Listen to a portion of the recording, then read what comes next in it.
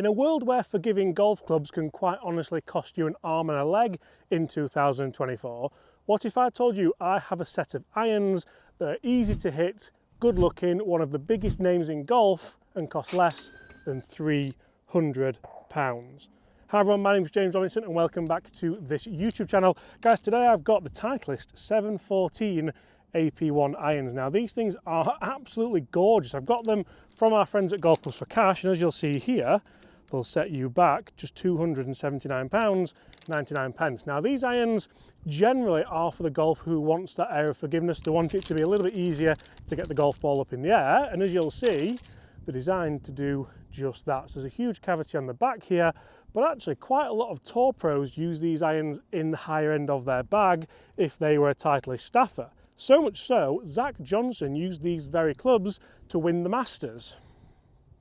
Work that one out. So if you're thinking that you want a set of irons, but you don't want too much forgiveness, you don't want maybe too much offset, you don't want too much of a thick top line, these could still potentially be the irons for you. Tour pros have used these for quite a long time, and if you don't want to go and spend £1,000, £1,200, even upwards to £1,500 now for a set of new irons, potentially the second market could be a fantastic place to go. These being the 714 variant shows they are knocking on 10 years old. Bobby was still in nappies when these were released. You don't even remember these, do you? I do remember them. Yeah. You remember them, yeah. But I think that potentially there could be a fantastic option for a lot of people who don't want to spend a lot of money, but still want that air of forgiveness. So that, for example, is like, what more do I want from a 4-iron? It's a lovely big high fade, it's straight down the middle of the fairway. I haven't taken any kind of big horrible divot there, but if tour pros were going to use these clubs, and we are going to test these in the studio today as well and see potentially just how well they can still do 10 years later, a nice high flying 4-iron's one thing, but can I get that kind of low penetrating one as well? Can I still get the versatility of these clubs? So we're going to try and hit a similar shot, but I'm just going to play it back in the stance ever so slightly, see if we can get it just that little bit lower, which we can. You can see we've got a much nicer turf interaction there, and those balls, if Bobby zooms in, are pretty much bang next to each other. So the beauty about this is, yes, I'm going to get the forgiveness, but I'm also going to get the versatility that I want in the top end of the bag. Now what I want to test today is that we all know that the 4-iron is going to be okay, because a lot of people do want a really forgiving 4-iron. What about the pitching wedge? What about the 7-iron? What about the rest of the set that we have lying on the floor there on its own, lonesome? I actually think they feel really good as well. I wasn't expecting these to feel as good as they do, but I must admit, like, looking down at them, even that as a really horrible scabby one, that's pretty much what you want from these irons. That's going to have gone the same distance as the first two, and I'm not going to lie, it was an awful strike.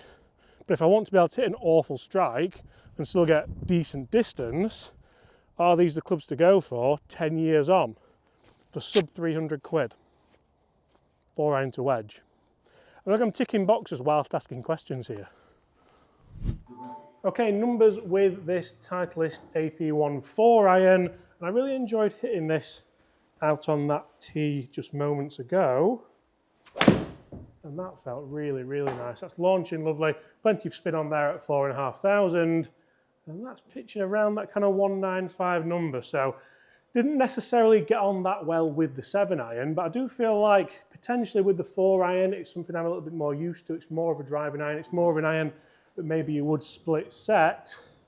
And I feel like maybe the shorter irons are more for the golfer who really wants that kind of element of forgiveness. So once again, plenty of spin there. That one was a little bit heely, so it might drop down a bit, but it's still that kind of 195 number in total. So for a miss hit, which that was, you can see just how heely that was on the strike.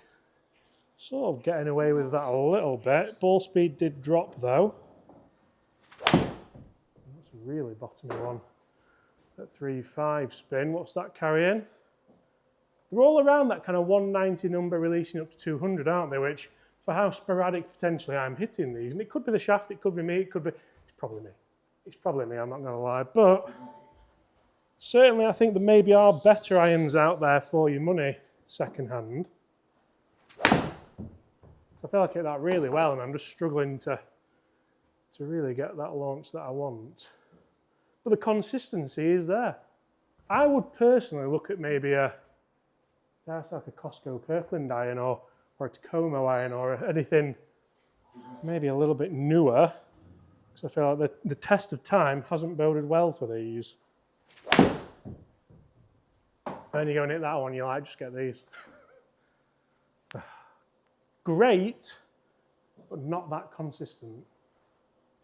165, plain 167, so that's just a 7-iron for me all day long. However, if I miss this shot short and right at all, look at what awaits us. So we really don't want to be doing that. And I think it's interesting that we can sort of have discussion about the materials this club's made of. We can have a discussion about obviously how it's made with that massive cavity on the back.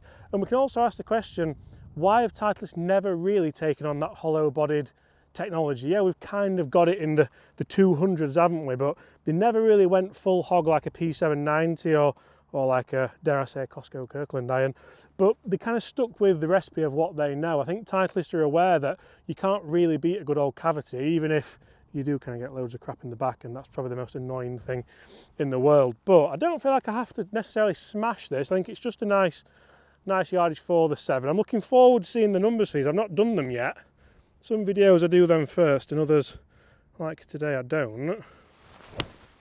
Oh, pulled that one. I've struck that so nice, but it's so far left. And I feel like that's gone pretty much a long way. So there is a little bit of offset on these clubs. I'm not blaming that shot for these at all, but it does kind of set up a little bit left. Say if you're looking for a club that doesn't have kind of 2 inches of offset, potentially it might not be for you, but if your divot pattern goes as far left as mine does there, your shot's either going to go left or it's going to be a big slice. So let's go again. Try and just fade this back nicely here. That's the one. That's one I don't really feel like I've done much to it. And you can see that's just dropped gorgeous, hasn't it? I always remember the adverts for these clubs. I was a massive Titleist fan back in the day, and I remember them kind of being boxed up and watching the TPI stuff. I'm actually a TPI certified pro actually for the coaching that we used to do. But I remember the click that you used to get off them and how pleasing it was. And it's that little kind of stuff that the other brands never really did for me. And I really, really like how Titleist do it. Can we hit that same shot again?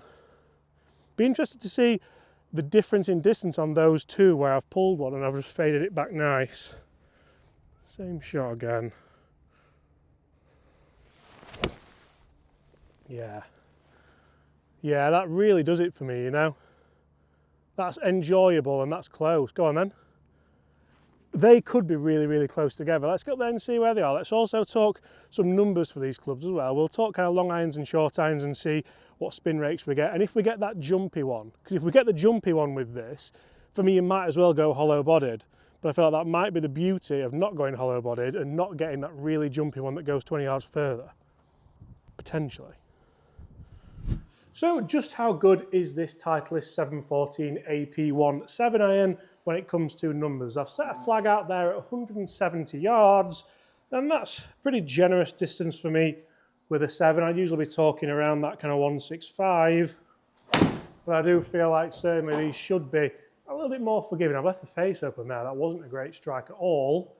It's just carried that 155 number. Spinning at 6,000, which isn't too bad at all. One of the benefits you might get with this over a kind of hollow-bodied 7-iron is a little bit better spin. Can we keep this one a little bit straighter? I just left that face open on the release.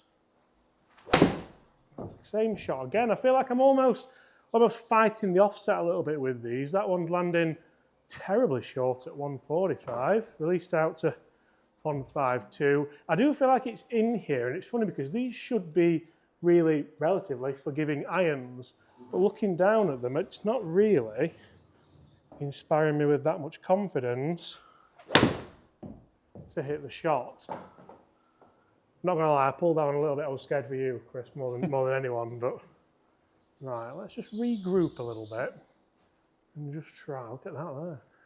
The replay on the screen.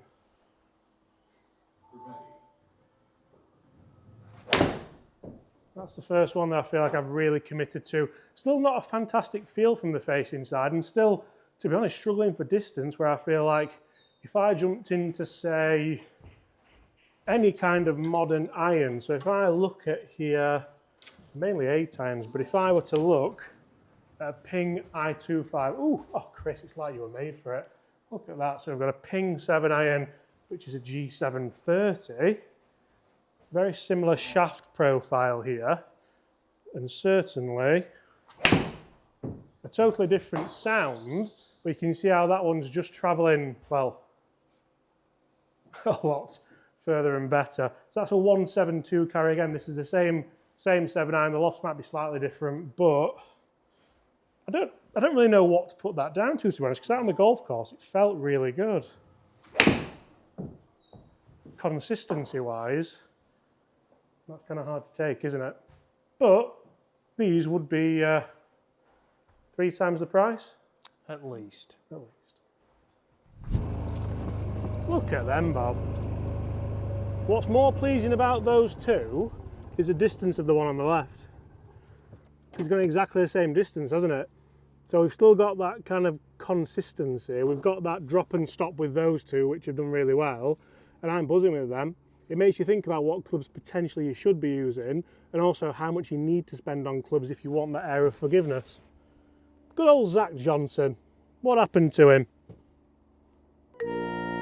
Right, we have what I think is almost an impossible chip here, but these clubs, generally when people buy a set of clubs like this, you're going to be chipping with a less lofted wedge, maybe with a pitching wedge, maybe with a 9 iron, something like that. So we'll test this here as well and just see if you still have that kind of air of control, because sometimes these can fire off, especially if you went hollow bodied, and I really wonder if that's why Titleists have stayed away from that just a little bit more. That felt a lot softer than what I thought it was going to do, and that's coming round rather nicely. I certainly feel as though Titleist knew what they were doing at this point. This is peak Titleist for me, and I can't help but wonder if potentially the AP1 is something they potentially try and revisit. So of course we have now T100, T200, T300, and it doesn't have the same ring to it for me. It doesn't have that same, maybe it's just nostalgia, potentially. Obviously Jordan Spieth using the AP2s, Zach Johnson using the AP1s. But I can really play shots there nicely and get a nice air of feel to them, even from quite difficult areas you can see, to get the ball to stop. Okay, so when it comes to distances with these irons, let's talk long iron, mid iron, short iron, and we'll kick things off with the pitching wedge. So with the pitching wedge for me, as you've seen outside already, it's nice to be able to chip with it, but also one thing I want to see with this club is, can I play that 100-yard shot? Because it's not all about distance. A lot of it's about, can I play the yardage that I want to be able to play? As you can see here, the first one's pitch 105, it's releasing out to 110. It was right down its throat, everything that I wanted, with 6,400 spin. So quite a low spin, but then we're only playing a kind of half shot. And some irons like this, you would struggle to potentially hit the distances that you want to hit. So that one's landed 80 and released out to 90. Usually with this kind of shot, I would be able to kind of hit that 100 yards pretty much most of the time on the nose. So maybe I'm struggling a little bit with the size of the head. Certainly not got the feel that maybe I would anticipate getting from maybe a forged head or a head with a little bit less loft on it per se. I almost feel like I'm trying to do this with a 9 iron, which essentially I suppose it's what I'm trying to do. That one felt a better one, a little bit more cutty. But again, just struggling to hit that distance really. Say if I wanted to hit a full-blooded wedge here, you'll see that generally, I should be able to get this pumping out there around kind of that 130 number that I would like, and still generate plenty of spin at the 8,000. That's going to be long of the flag, but it's still carrying up at 125. That's going to release out a little bit longer. I like that. I like it a lot.